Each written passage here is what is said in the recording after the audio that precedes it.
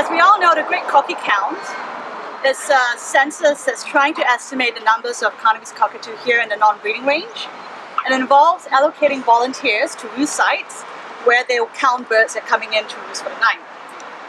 So now the different thing about the count this year is that for the first time the forest red-tailed black cockatoo was included in the count, and reasons for that is because firstly, we're seeing more and more forest red-tails here on the Swan Coastal Plain.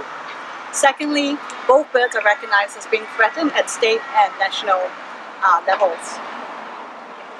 This year's count was a record-breaking number of volunteers. In fact, it's one of the largest citizen science-based surveys of its kind in Australia.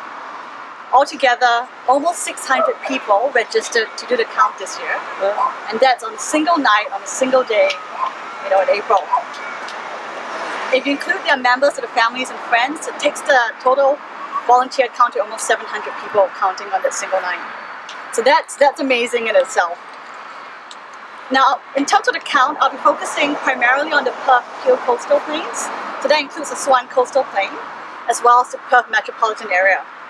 The total count for Carnaby's here on the plains this year came up to 6,671 birds, I believe, and that's across 186 roost sites.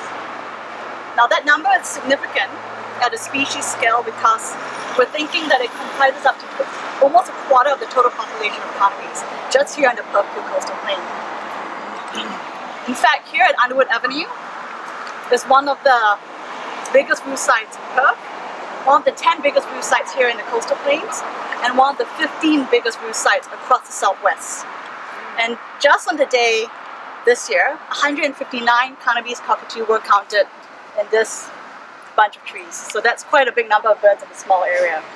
Not far from here at Underwood Hospital was another major roost site with almost 100 Carnaby's counted. And overall in the Florid area, we counted, I think, 109 forest red-tails just in the Florid area. So this whole region is a very important roosting site for not only Carnaby's, but also the forest red-tail.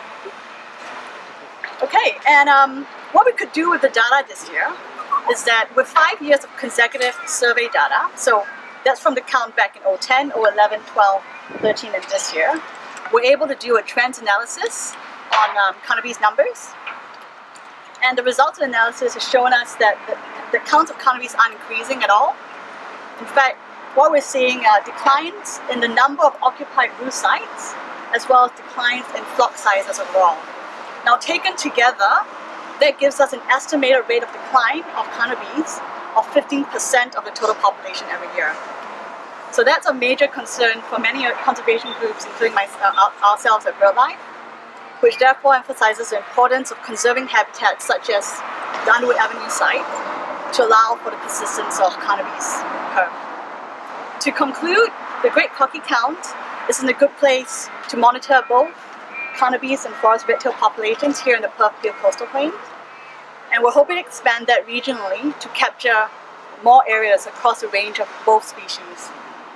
And that's because of increased public interest, increased survey effort, and the fact that we've got amazing, iconic species here in Perth.